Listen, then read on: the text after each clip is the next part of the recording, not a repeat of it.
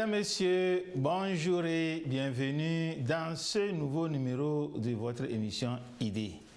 Aujourd'hui, ID va parler de formation et emploi. Et pour ce faire, j'ai à ma droite M. Aouté Komla. Aouté Komla est un formateur.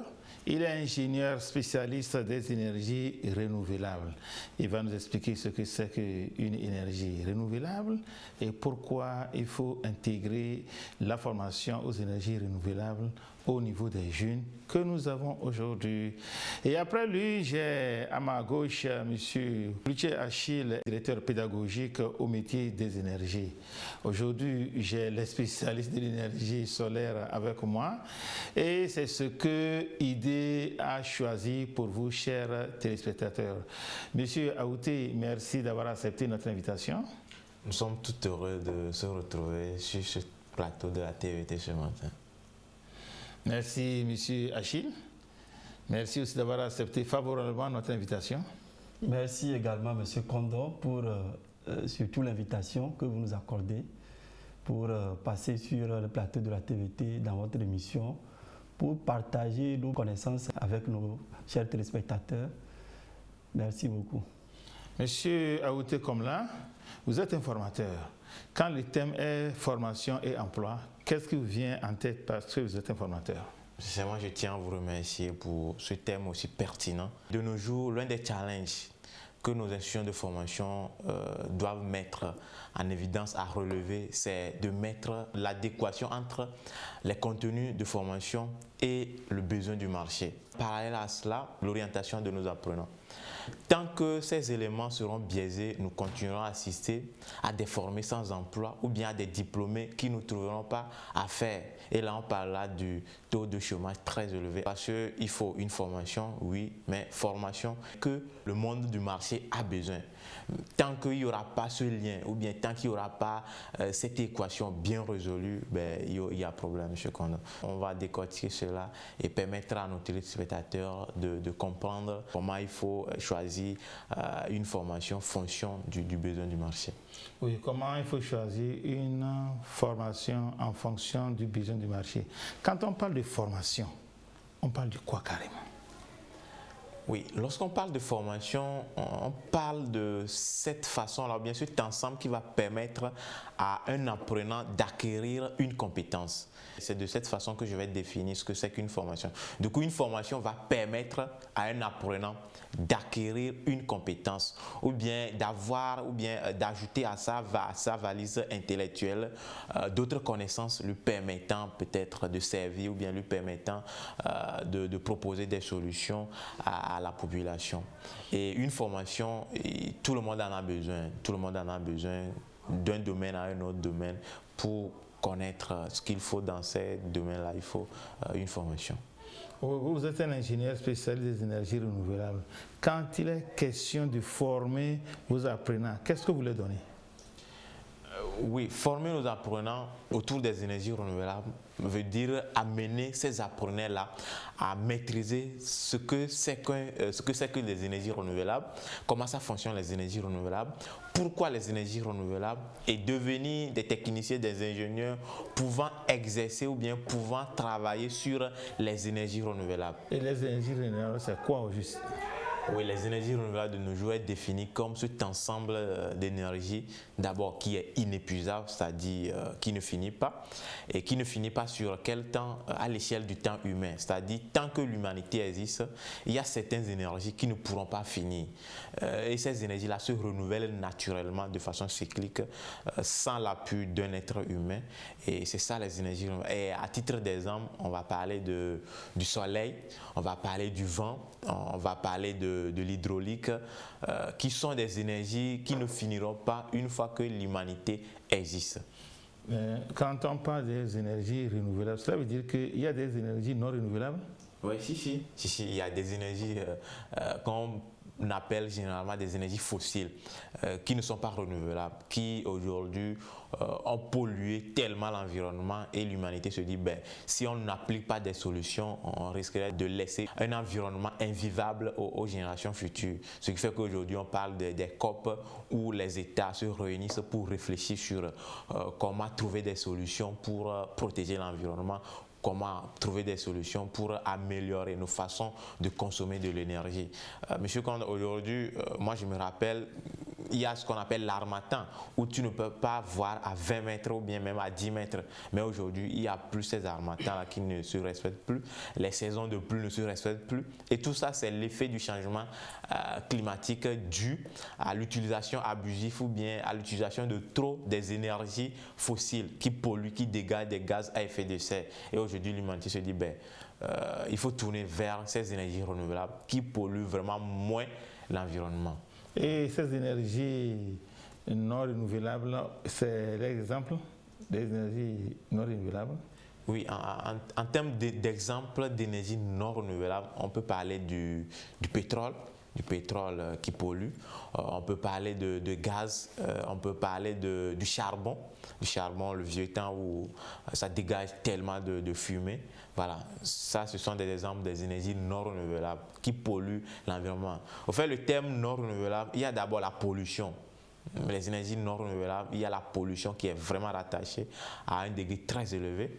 Après ça, il y a le fait que ces énergies-là ne sont pas facilement renouvelables. C'est-à-dire, ces énergies peuvent finir, voilà. Ces énergies peuvent finir dans le temps. Aujourd'hui, il y a certaines nations qui n'exploitent pas encore leur pétrole parce qu'ils se disent que ben, si on l'exploite, ça peut finir. Du coup, ils se permettent de payer chez d'autres nations. Voilà. Du coup, ces énergies-là qui peuvent finir dans le temps, qui polluent de trop l'environnement, sont classées dans les énergies non renouvelables.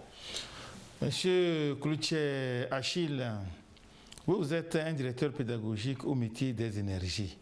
En tant que directeur pédagogique au métier des énergies, qu'est-ce que vous donnez comme curricula, comme module de formation à vos apprenants pour que demain, après la formation, qu'ils soient compétitifs sur le terrain? La formation, nous l'appelons très souvent la pédagogie autrement.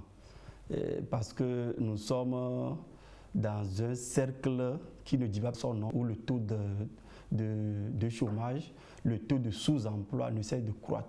Pour se lancer dans tel domaine que nous appelons très souvent un secteur d'avenir pour tout le monde, il faudrait revoir le curricula, quoi ajouter à quoi pour pouvoir permettre à l'apprenant d'acquérir une très bonne connaissance et de faire son insertion professionnelle en bonne et due forme. Et donc, nous sommes appelés à chaque moment de mieux suivre nos apprenants, de mieux les connaître parce que généralement, les apprenants viennent pour pouvoir s'offrir des formations. Mais quand vous les fouillez, ils n'ont pas vraiment les attitudes qu'il faut. C'est-à-dire qu'ils ont des attitudes qui sont différentes. Il y a l'autre qui n'est pas très rigoureux envers son travail. Il y a l'autre qui fait tout au bricolage. Il y a l'autre qui veut, bon, peut-être qui a été envoyé par son père, par un de ses tuteurs qui est juste là à titre de formalité. Il y a d'autres qui sont là également pour pouvoir s'offrir une formation et donner quelque chose de plus dans leur quartier ou bien à l'humanité tout entière. Donc nous sommes très très regardants sur ces points qui nous permettent d'ailleurs de connaître nos étudiants et de savoir comment les prendre bout en bout. Au-delà de l'aspect théorique que nous faisons généralement au centre, la phase pratique et puis il y a les stages, et de savoir où les positionner, qu'est-ce qui manque à tel étudiant, qu'est-ce que nous, pédagogues, nous devons également lui faire pour pouvoir faire son insertion professionnelle en bonne et due forme après la formation. Le titre formation et emploi, qu'est-ce que vous comprenez par là? Nous servons de pont entre la formation et l'emploi. Donc, formation, c'est une sous forme d'apprentissage. Nous parlons d'apprentissage continu.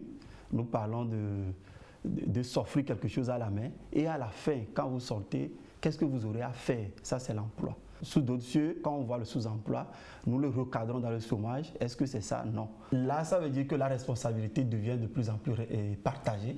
Il y a le formé, il y a nous, encadreurs également. Et puis, bon, certains fois rejettent le tort sur nos gouvernants que c'est parce qu'ils n'ont pas mis telle situation en place, c'est parce qu'ils n'ont pas des structures pour pouvoir recevoir les apprenants, c'est ce qui cause le sous-emploi, c'est ce qui cause le chômage, ainsi de suite. Donc généralement, nous disons que la responsabilité est partagée. La responsabilité est partagée. Vous, en tant que directeur pédagogique, très souvent, qu'est-ce que vous pensez qu'il faut mettre au niveau de la formation pour que, je le répète encore, à la sortie, l'apprenant soit compétitif sur le terrain? Donner l'amour du travail à l'apprenant. Quand l'étudiant est amoureux de son travail, vous verrez qu'il va l'embrasser sans même avoir peur d'affronter le terrain.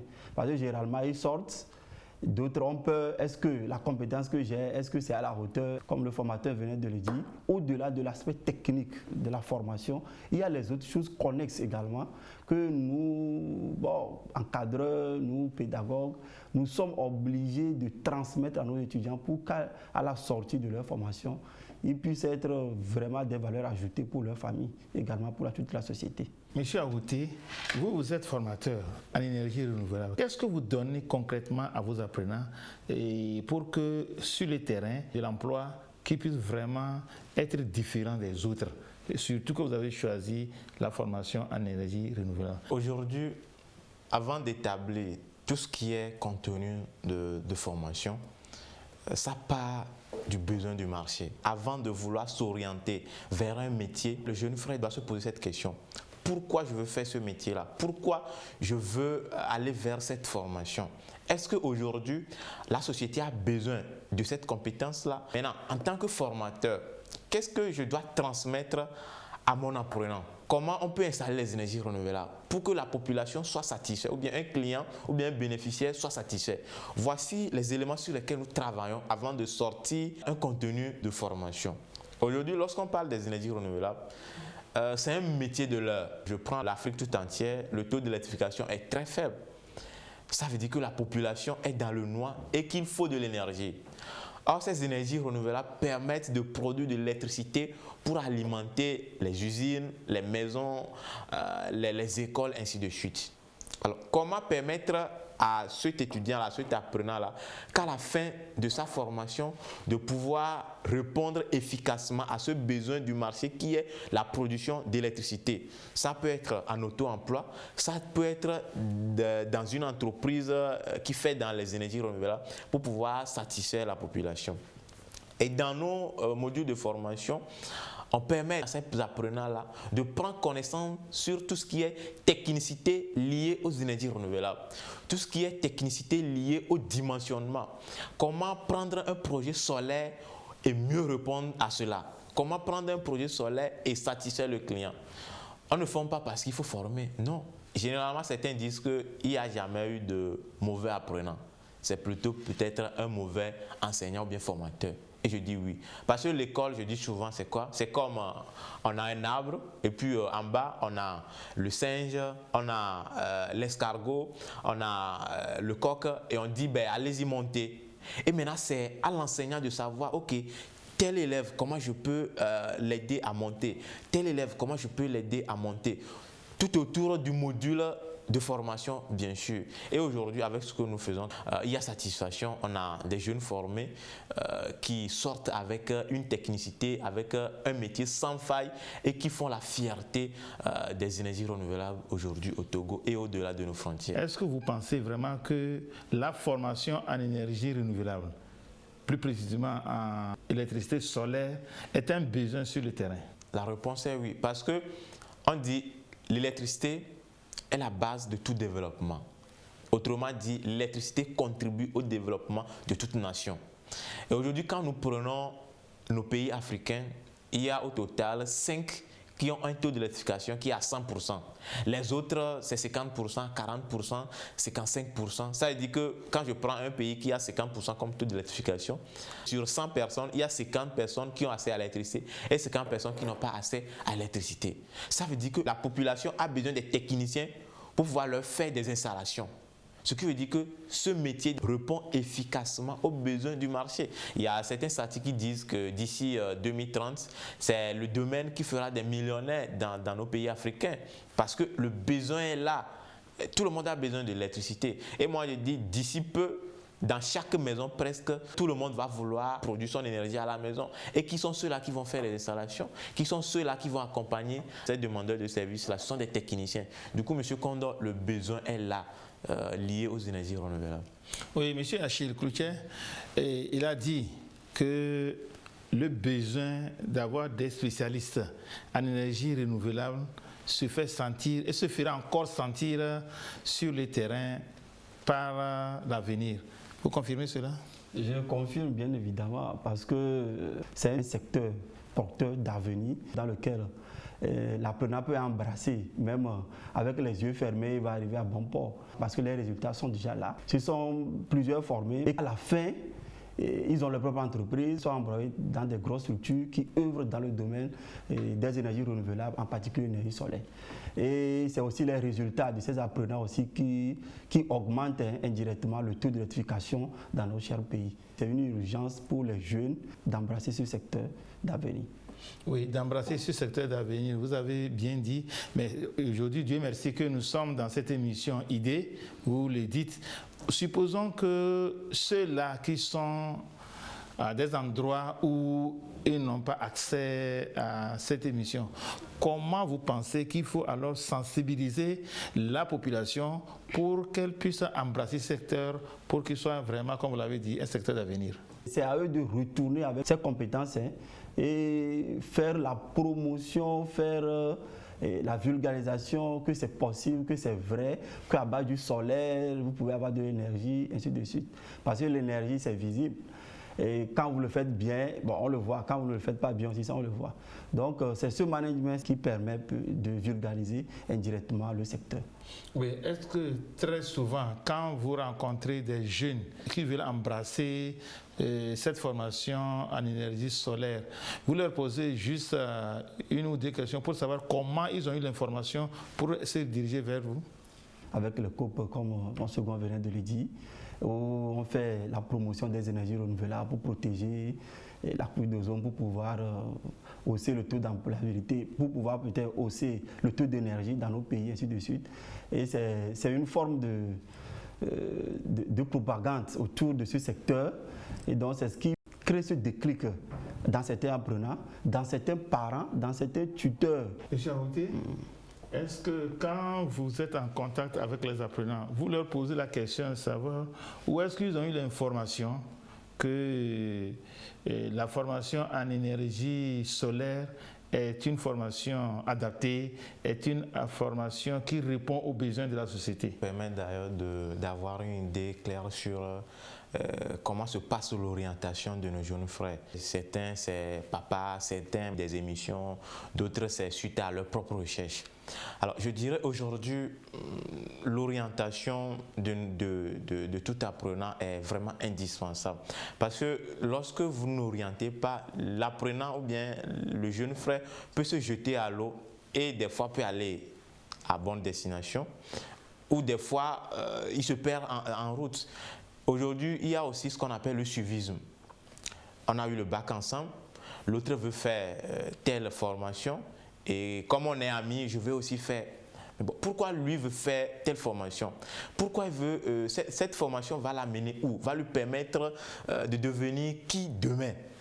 Il y a ces questions qu'on doit se poser. Au cas où le jeune frère ou bien l'enfant ne peut pas ou bien n'est pas en mesure de se poser ces questions et trouver des réponses adéquates. En tant que parent, je dois également étudier le monde du marché. Dans certains pays développés, presque chaque 3 ans, on fait ce qu'on appelle l'actualisation des modules de formation. Ce qui veut dire que tout domaine évolue. Domaine de la téléphonie, domaine de l'audiovisuel. Et il y a certains métiers qui sont en train de disparaître. L'enfant peut-être n'a pas ces informations-là. Du coup, c'est aux parents des fois d'aller vers l'information. Qu'est-ce que mon enfant peut faire? Fonction de ses aptitudes. Il a envie de faire quoi? Ou bien à la maison, qu'est-ce qui l'intéresse souvent? Il aime bricoler, il aime s'intéresser au journalisme, il aime s'intéresser à ceci. Et fonction de ça, vous allez orienter l'enfant. Et il y a certains enfants, c'est eux-mêmes qui vont à l'information. Donc chez nous, on prend quand même le soin de poser ces questions-là. Qui vous a envoyé? Vous avez eu l'information où? pourquoi vous êtes intéressé à cette formation, et on a des réponses quand même très pertinentes. Des fois, certains, c'est parce qu'ils ont cette envie-là de contribuer à l'électrification. Il y a certains parce qu'ils ont vu que c'est un domaine où d'ici demain, il sera plus sollicité. C'est pour ça qu'ils se positionnent très tôt. D'autres parce qu'ils ont constaté que tel métier, mais bon, ce n'est plus d'actualité, ainsi de suite. Vous, en tant que formateur, comment formez-vous vos enfants?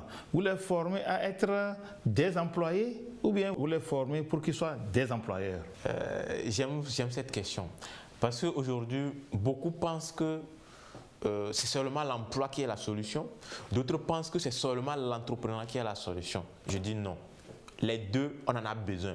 On a besoin des entrepreneurs et on a besoin des employeurs également. Et qui fait que nous, on ne se dit pas, il faut forcément entreprendre ou bien il faut forcément aller dans l'emploi. Non. Beaucoup peuvent se lancer dans l'entrepreneuriat, mais peu sont ceux-là qui vont arriver à destination. Qu'est-ce que j'appelle ici par entrepreneuriat? Ça dit des gens qui vont créer de l'emploi, qui vont mettre sur pied leur entreprise pour pouvoir embaucher. Mettre sur pied son entreprise, c'est une chose. Maintenant, aller de l'avant avec cette entreprise-là est une autre chose également. Et ça fait que beaucoup n'y arrivent pas. Il faut quand même certaines qualités données pour pouvoir y arriver. Et des fois, ce n'est pas la volonté de l'humain de ne pas évoluer dans l'entrepreneuriat. Non, parce qu'il n'a pas cette compétence-là ou bien il n'a pas les qualités qu'il faut. Il ne peut pas, point. Il est destiné pour l'emploi. Parce que si toi, tu crées l'entreprise, tu as besoin des employés, des techniciens. Du coup, nous, à notre niveau, on n'impose pas l'emploi ou bien l'entrepreneuriat. On les amène à comprendre les deux domaines. C'est quoi l'employeur? C'est quoi l'employé?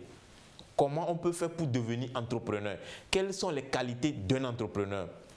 Comment rentrer dans une entreprise en tant qu'employé, rester là, avoir des promotions, satisfaire ton employeur et puis travailler en collaboration. Voici ce que nous mettons devant nos étudiants. Et à la fin de la formation, il y a certains qui se retrouvent dans l'entrepreneuriat et qui le font. On a des cas plein qui le font avec fierté, avec satisfaction. Et il y a d'autres qui se retrouvent dans des entreprises qui sont bien payées, qui travaillent bien avec satisfaction, avec abnégation, détermination. Et les deux, tout le monde s'en sort. Donc on n'impose pas, vous devez forcément faire dans l'entrepreneuriat, vous devez forcément faire dans l'emploi. Non. Nous avons fait un petit tour sur le terrain. Nous avons rencontré des jeunes après différentes formations. Nous avons rencontré ceux-là qui aussi ont suivi des formations en énergie solaire. On va les écouter et voir ce qu'ils sont en train de faire sur le terrain. Sont-ils satisfaits de ce qu'ils sont en train de faire? Sont-ils en train d'apporter des solutions aux problèmes que rencontrent leurs voisins? Nous allons les écouter. La formation m'a permis de pouvoir diriger mes clients. Selon ce qu'il veut, je peux le guider. Même si ce n'est pas moi ou bien un autre technicien qui lui fait l'installation, il est satisfait. Parce qu'on n'a pas seulement besoin d'un bon technicien, mais de bons équipements aussi. Après la formation, ça m'a encore aidé à se lancer encore dans la vente de nos produits que nous installons. Nous réalisons des chantiers, comme le chantier de production de Piota à Deta.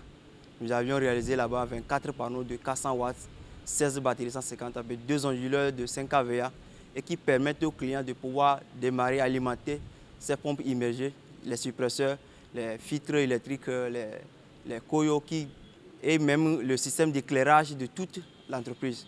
Et l'entreprise fonctionnait à 100% sur le soleil. Et en dehors de ça, ce même client, quand il était satisfait de ce que nous lui avions fait sur le site, il nous a confié sa maison même à Davier ici à alimenter, que nous avions encore mis 12 panneaux de 400 watts là-bas, avec 2 batteries lithium de 5 kVA, 5 kWh, et puis 2 onduleurs encore là-bas. Et actuellement, sa maison aussi, c'est sur le soleil.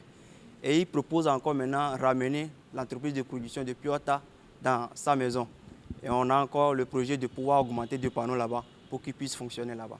Et en dehors de ça aussi, nous avions des systèmes de pompage solaire que nous avions déjà eu à réaliser, mais à Notière, même au nord, pour pouvoir faire leur agriculture et même l'élevage dans la ferme.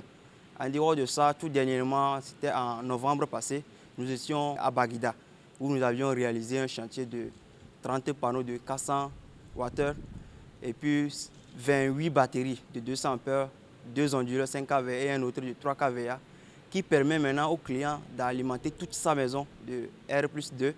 Et ça tourne à 100% sur le solaire. Et parfois, au cas où il y a trop de demandes qui est là, on a aussi la société dans la zone qui intervient pour pouvoir compléter le manquement qui est là. Dernièrement, nous étions à la caisse, près de l'entrée de l'université de Lomé ici, où nous avions déjà posé 10 panneaux de 400 watts. Mais le client a encore commandé 10 autres avec des batteries qui viendront de la Chine.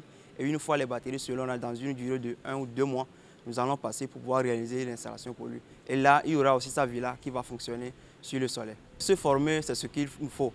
Notre génération d'aujourd'hui, il nous faut ça. Après ma formation au centre de formation Crefeur, j'ai été retenue dans l'entreprise dans laquelle j'ai eu à faire mon stage.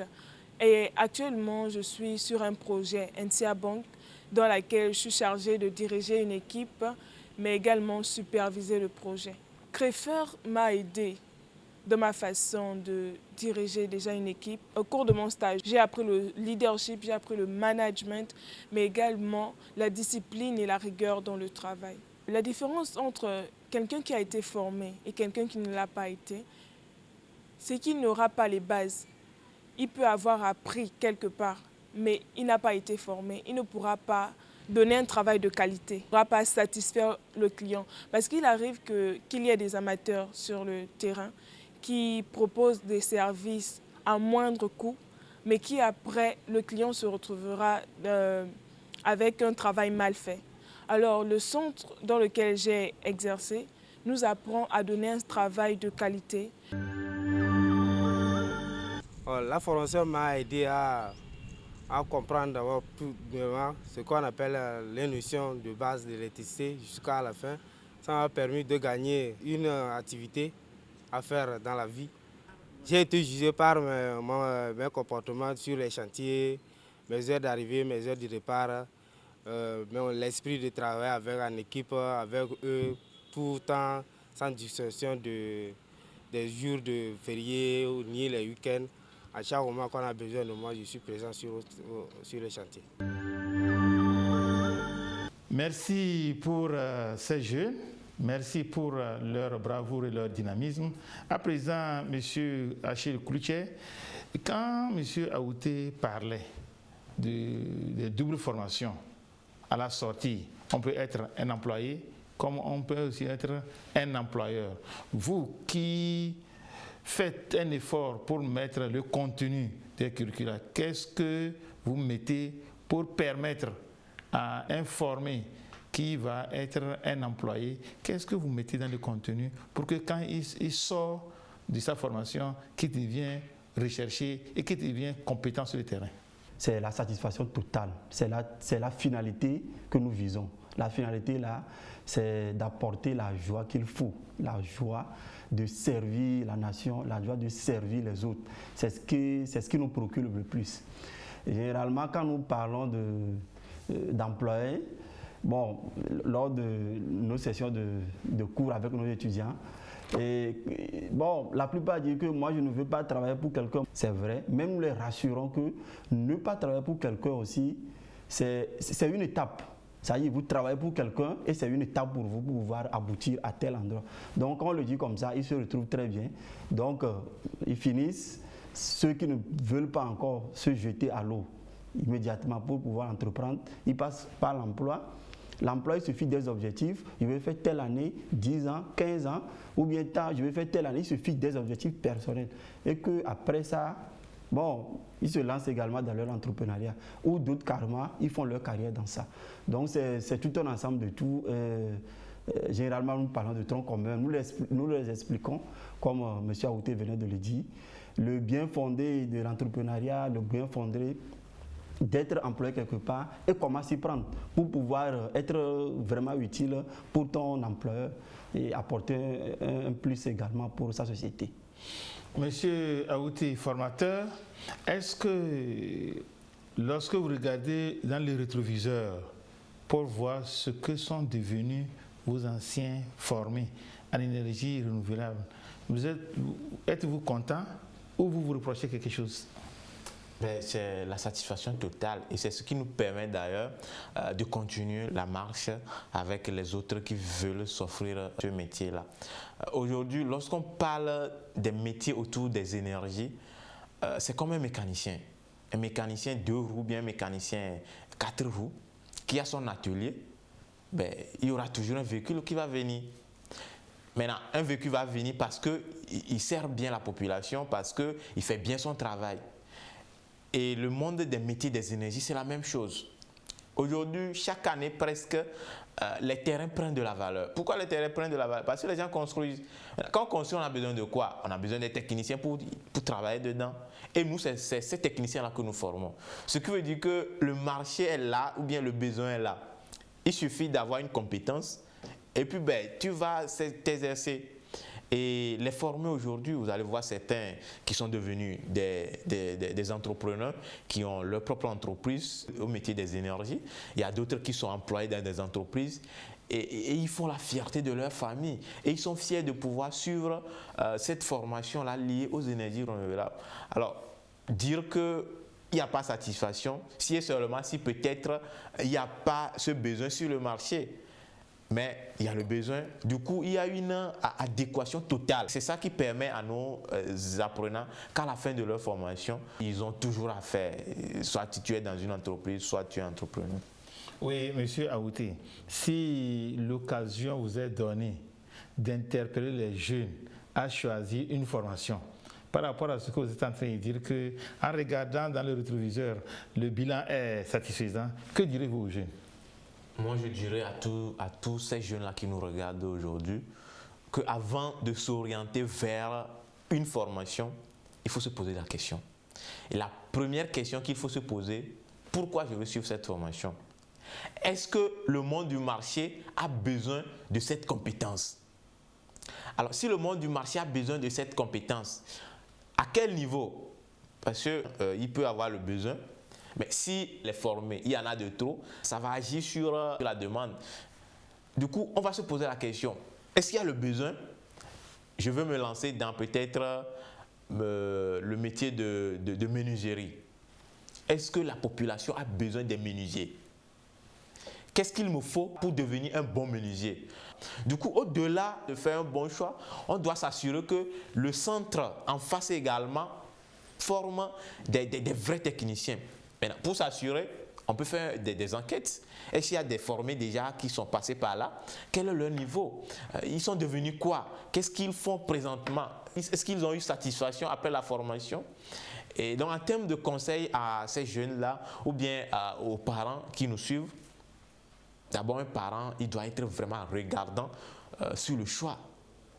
Si mon enfant veut faire ça, je ne peux pas lui laisser faire parce que si après la formation, il ne trouve pas à faire, c'est toujours ma charge. Du coup, je dois être regardant.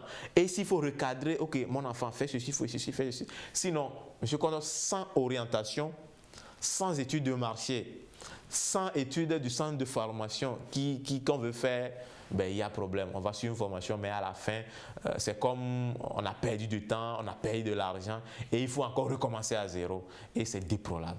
Oui, monsieur le formateur, toujours à vous. Un élève ou une élève vient vous voir, monsieur Aouté, vous êtes formateur. J'ai choisi de faire les études des énergies renouvelables. Conseillez-moi, faut-il embrasser oui ou non? Qu'est-ce que vous allez dire? Ben oui, s'il faut même aller chercher des apprenants, moi je vais le faire. Parce qu'on a besoin de ces techniciens-là, M. Condor. Aujourd'hui, un technicien qui va crier haut et fort, qui ne trouve pas à faire, soit il y a un souci. Et généralement, le souci, c'est le management, c'est la gestion de son métier. Lorsque tu as une compétence et la gestion de ce métier manque, il y a problème. C'est comme on te donne un chantier, au lieu de prendre ton temps et mettre en action toute ta compétence, toutes ces technicités. Non, c'est moi le technicien, je fais ce que je veux, tu mets la lampe, ce n'est pas bien droit, le monsieur est en train de dire non, quand tu allumes, est-ce que ça n'éclaire pas? Tu fais du désordre, ça fait qu'à la fin, quand tu finis, le client il dit bon vent, il ne traite plus avec toi.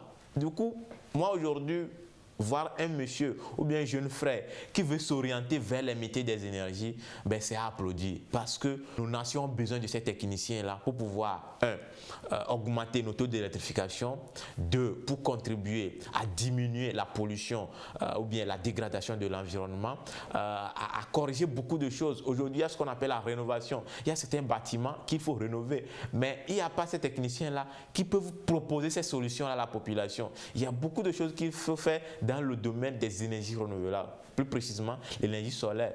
Tu vas dans certains villages aujourd'hui, la population est obligée de parcourir 5 km pour aller déposer un portable en charge, refaire 5 km, ça fait 10 km la matinée avant d'aller au champ. La soirée, il doit faire encore 10 km, c'est-à-dire aller-retour. Ça fait 20 km, ne serait-ce pour charger un portable. Il y en a un peu partout dans des milieux. Ben, un monsieur qui veut devenir technicien aux énergies renouvelables pour pouvoir proposer des solutions à la population, je le dis, jeune frère, bienvenue et je suis prêt à t'accompagner. Je suis prêt à t'accompagner. Monsieur Achille Cloutier, la même question à vous. Un voisin vient vous voir, mon enfant veut faire une formation. Il a choisi les énergies renouvelables, plus précisément les solaires, mais je dis non. Que direz-vous? Moi, je lui dirais plutôt de dire oui à son enfant, parce que le secteur est assez vierge, on ne va pas s'en passer. Et faire des recherches dans ce domaine un tout petit peu sur l'Internet, le parent va avoir beaucoup de choses qui vont lui rassurer que c'est un bon domaine. Aujourd'hui, c'est vrai, comme le formateur venait de le dire, il y a plusieurs approches, plusieurs centres dans lesquels les parents envoient leurs enfants. Et qu'à la fin, bon, les résultats, c'est pas ça, c'est pas au rendez-vous, ainsi de suite. C'est pour cela que nous prenons quand même soin de dire dans nos colloques, dans nos ateliers, qu'avant d'envoyer un enfant quelque part, prenez soin, prenez le temps quand même d'aller sur Internet, de faire des bouches à oreille pour pouvoir avoir quelques enquêtes, faire des enquêtes sur ces centres et voir les résultats qu'ils produisent sur le terrain, les déjà formés, les temps, qu'est-ce qu'ils sont devenus, ainsi de suite. Donc je peux dire oui s'il faut répondre tout droit à la personne. S'il faut répondre tout droit à la personne, vous allez dire oui. Monsieur Aouté, vous avez dit tout à l'heure que vous apprenez à vos jeunes, aux formés, le dimensionnement. Qu'est-ce que vous désignez par dimensionnement? Techniquement parlant, lorsque nous parlons de dimensionnement, c'est cet ensemble de procédés qui permettent de sortir les équipements qu'il faut pour pouvoir satisfaire un besoin dans le domaine des énergies renouvelables. Parce que dans d'autres domaines, on peut parler également de dimensionnement. Mais dans le secteur des énergies renouvelables, le dimensionnement, ce sont des calculs qu'on va effectuer. Alors, je vais essayer d'élargir l'explication un peu. Lorsqu'un monsieur est chez lui, peut-être au nord, dans sa chambre, ou bien dans sa maison, 2 chambres salon, et qui n'a pas l'électricité, et il dit, je veux avoir l'électricité à partir des énergies solaires, ou bien des énergies renouvelables, et il aborde un technicien. Dans les étapes à suivre pour pouvoir satisfaire ce client, il y a une étape qu'on appelle le dimensionnement. Sinon, il y a l'expertise qui est d'aller prendre connaissance du besoin du client. Quels sont ses besoins liés à l'énergie, bien sûr. Est-ce qu'il a télé, il a ventilo? Quelles sont les caractéristiques de ces équipements-là? Après avoir collecté ces informations, on passe maintenant au dimensionnement, qui est de faire des calculs qui vont aboutir sur le nombre et les caractéristiques des équipements qu'il faut. C'est-à-dire, il me faut 3 panneaux, 2 batteries. Et quand je rassemble cela, je vais faire l'installation et le client est satisfait. Donc, dans nos modules de formation, il y a également cela qu'on enseigne aux apprenants. Voilà, comment bien dimensionner pour pouvoir satisfaire un client. Aujourd'hui, lorsqu'on parle des énergies renouvelables, tellement le besoin est là, ça fait qu'il y a certains qui n'ont pas cette compétence-là, mais qui se lancent, qui se disent que je peux faire. On a les équipements sur le marché, les équipements solaires sur le marché, on a la demande. Mais du fait que les équipements qu'on a sur le marché ne sont pas vendus par des spécialistes, qui vont aller payer ces équipements solaires-là pour revendre, ça fait que les techniciens ou bien certains techniciens qui ont la compétence sont trahis par ces équipements-là. Parce qu'ils dimensionnent bien, mais le fait qu'ils ne trouvent pas des équipements de bonne qualité ou bien des équipements qui peuvent bien répondre, ça fait que ça va erroner son installation ou bien son projet. Et si aujourd'hui, on a des gens formés, on a des gens qui ont la compétence, qui ont le niveau, et qui se jettent, qui se mêlent à 100% à ce secteur. C'est-à-dire qui vont devenir des vendeurs, qui vont devenir des installateurs, qui vont devenir des commerciaux aussi autour des énergies renouvelables. Ça va faire que il n'y aura plus à faire. Il n'y aura plus ces situations de méfiance, ces situations de trahison autour des énergies. Parce qu'il y a des gens qui investissent dans le solaire, mais le fait qu'ils ne tombent pas sur des techniciens qualifiés, ça fait que l'investissement est à l'eau. Mais aujourd'hui, quand même, il y a de l'effort à travers des centres sérieux de formation qui accompagnent des jeunes à devenir des techniciens qualifiés, des techniciens outillés de compétences qu'il faut. Oui, des techniciens outillés de compétences qu'il faut. Mais très souvent, en tout cas, dans un passé récent, on a toujours entendu les gens dire que le solaire, c'est faux. Le solaire, c'est pour bluffer les gens. Vous êtes un technicien, vous êtes un formateur, répondez-nous à cette question. Le solaire, il est bon ou bien il est mauvais? Dire que le solaire est faux, c'est archi faux. Avoir de l'énergie solaire, ça nécessite à faire des calculs, à investir et après maintenant vous allez avoir ce qu'on appelle retour sur investissement. Et qui fait que tu ne peux pas te lever et dire que je veux faire le solaire sans tout un budget bien défini. Donc à dire que le solaire est faux, Monsieur Condor, je ne suis pas d'accord. Aujourd'hui, vous verrez même que nos nations se jettent dans ce secteur-là pour pouvoir augmenter le taux d'électrification. Et aussi au Togo, on a la plus grande centrale solaire de la sous-région qui est sur environ 92 hectares combinés. À Blita précisément. Si l'État fait confiance aux énergies renouvelables, plus précisément à l'énergie solaire, pour pouvoir augmenter le taux d'électrification, ça veut dire que c'est une réalité lorsqu'on parle de l'énergie renouvelable. Et il y a aujourd'hui des maisons qu'on a alimentées avec des panneaux solaires et qui ne paient plus de facture à la fin du mois. Il y a des entreprises qui ont aujourd'hui l'énergie solaire et qui ont vu leur facture chuter à plus de 80%. On a nos étudiants qui font des installations. Il y a un étudiant qui a alimenté une usine de fabrication de Piwata. Du coup, l'énergie solaire, c'est une réalité. Mais le challenge de taille, c'est le fait qu'il y a des gens qui n'ont pas la compétence, mais qui vont se dire qu'on est technicien parce qu'ils ont vu le besoin qui est là. Mais une fois qu'on aura des techniciens qualifiés qui ont la compétence, qui vont aller sur le marché pour expliquer, pour dire que c'est vrai, on peut vous satisfaire, et il y a satisfaction qui suit ce discours de le solaire ne marche pas, je crois que ça va finir et un peu ça va disparaître. Et tout le monde va croire au solaire et tout le monde va avoir l'énergie solaire chez lui à la maison. Et puis le Togo va avoir comme taux d'électrification 100%. Voilà. Monsieur l'éditeur pédagogique, vous qui êtes dans le solaire, vous êtes d'accord avec ce que M. Aouta a dit? Je suis parfaitement d'accord parce que j'ai vu sous mes yeux et nous-mêmes nous avons travaillé sur des projets où les microfinances ont fait des installations solaires. Une microfinance qui sait mieux compter l'argent, qui sait faire les retours sur investissement, et a pu s'offrir cette source d'énergie pour toutes ces agences. Ça veut dire que ça marche. On va même plus haut pour voir des banques dans notre pays, peut-être que je ne vais pas citer leur nom. Et des hôtels, des grands hôtels qui ont fait ce retour sur investissement avec leurs financiers, également avec leurs banques. Et puis ils se sont jetés à l'installation solaire. Ça veut dire que si d'autres disent que ça ne marche pas, disons que c'est l'aspect technique. Est-ce que la personne qui l'a installé, est-ce qu'il a été à la hauteur, ou soit c'est le matériel qui nous trahit. Mais moi je les rassure, avec les résultats que le solaire ne sait de faire aujourd'hui dans l'augmentation du taux d'énergie dans notre pays et dans l'Afrique, nous pouvons que dire que le solaire, ça marche. Le solaire, c'est un domaine porteur d'avenir également. Le solaire, c'est un domaine porteur d'avenir. Pratiquement tout type de métier a ce qu'on appelle un ordre. Oui. C'est-à-dire quand vous prenez, vous avez l'ordre des médecins, l'ordre des vétérinaires, l'ordre des pharmaciens. Mais est-ce qu'au niveau du solaire, il y a l'ordre des spécialistes du solaire?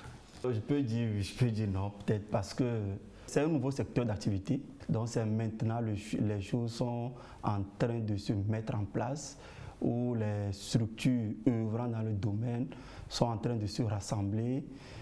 Il y a des structures, peut-être que je ne vais pas employer leur nom, dont nous faisons également partie pour pouvoir travailler sur des TDR, des problématiques sur lesquelles, ainsi de suite, et soumettre également au ministère.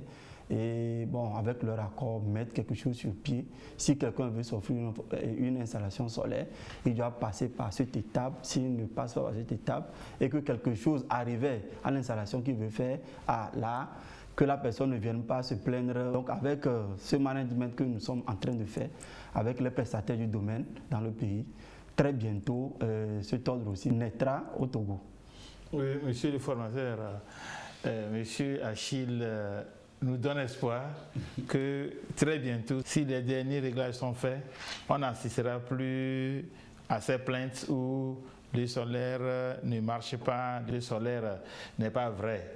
Confirmez-vous cette information? Oui, je confirme à 100% et je crois bien qu'à ce moment, vous serez décoré également pour l'effort que vous faites dans le sens à ce que voilà, d'ici peu, on ne parle plus de cette déception-là dans le solaire.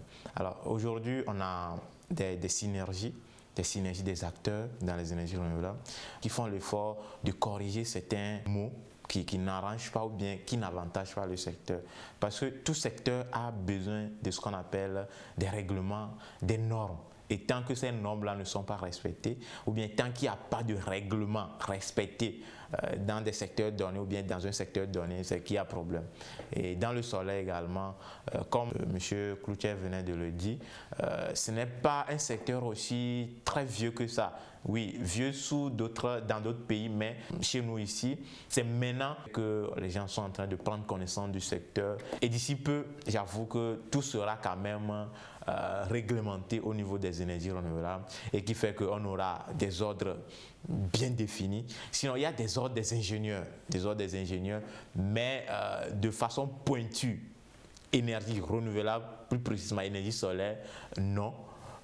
Mais avec l'évolution et les efforts que vous faites également, ça va tomber dans les oreilles des décideurs et ça va permettre à ce que le secteur puisse vraiment aller de l'avant avec certitude.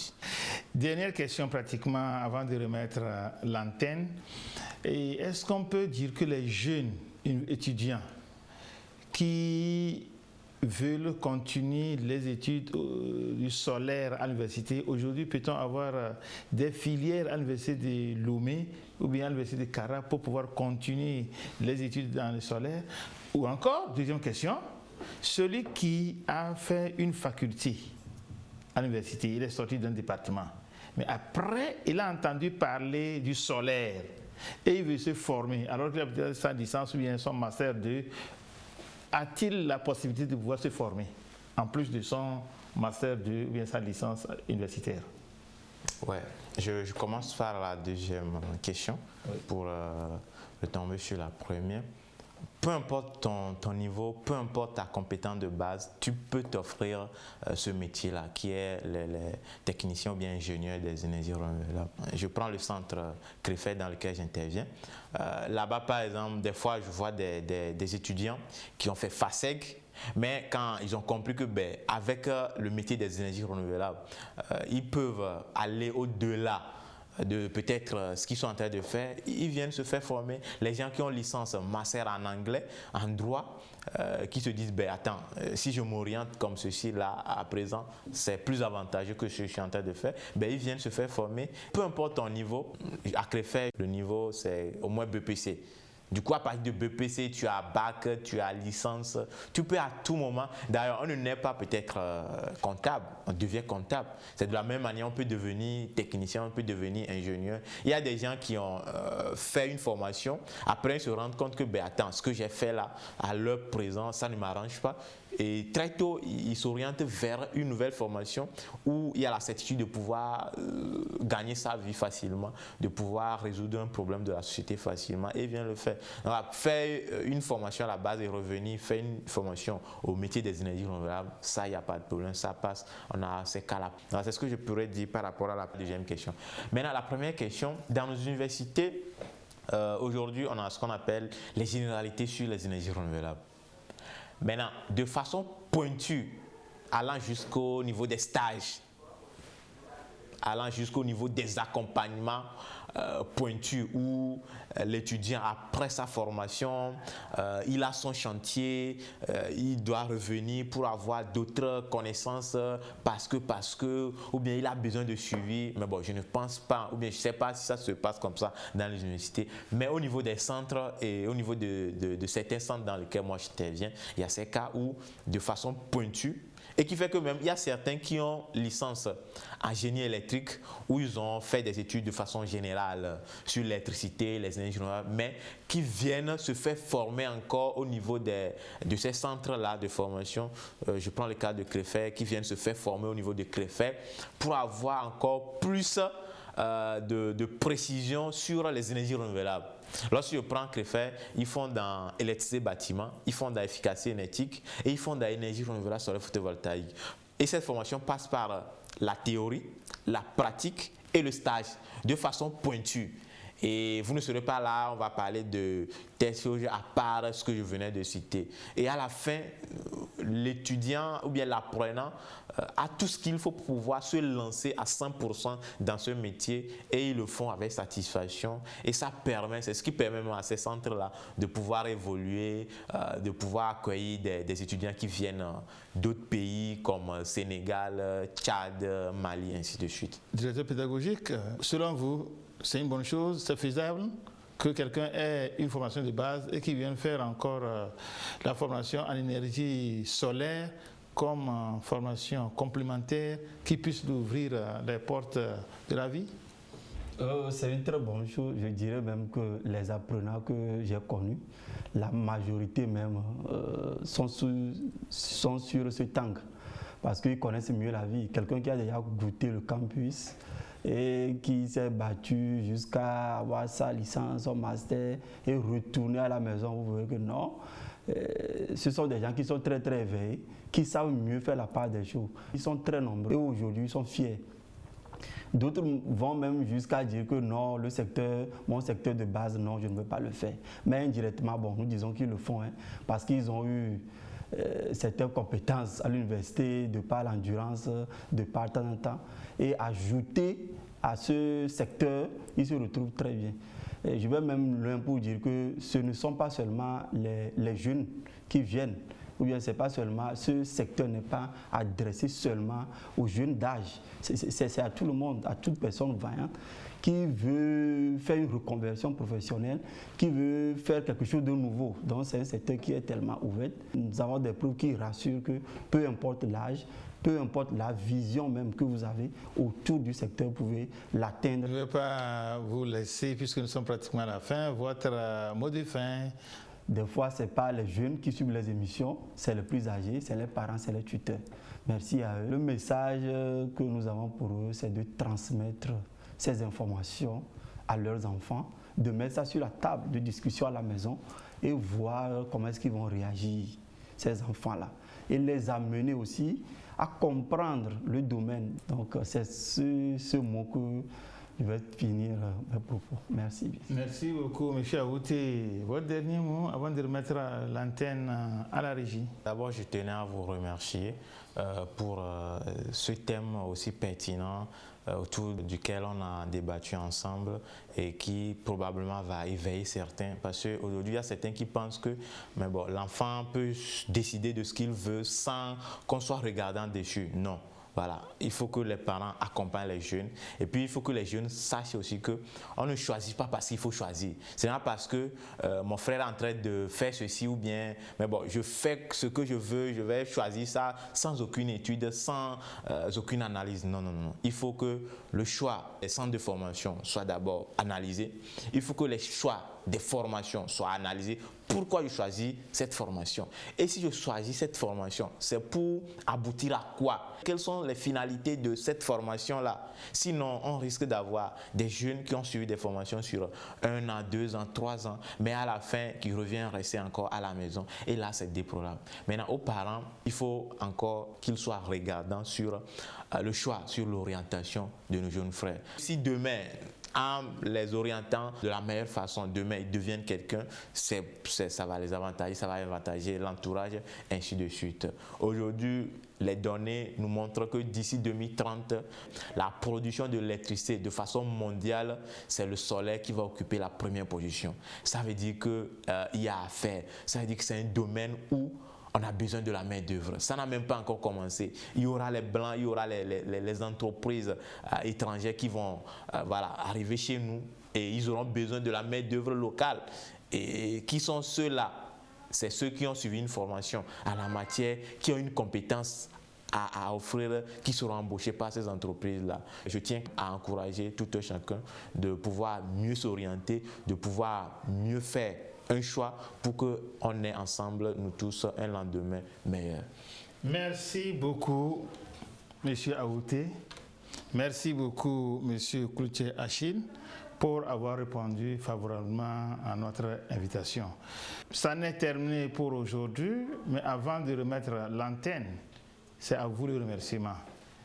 Chers téléspectateurs, fidèles à l'émission ID, une fois encore, recevez nos remerciements, nos reconnaissances renouvelées pour cet attachement que vous avez envers cette émission ID.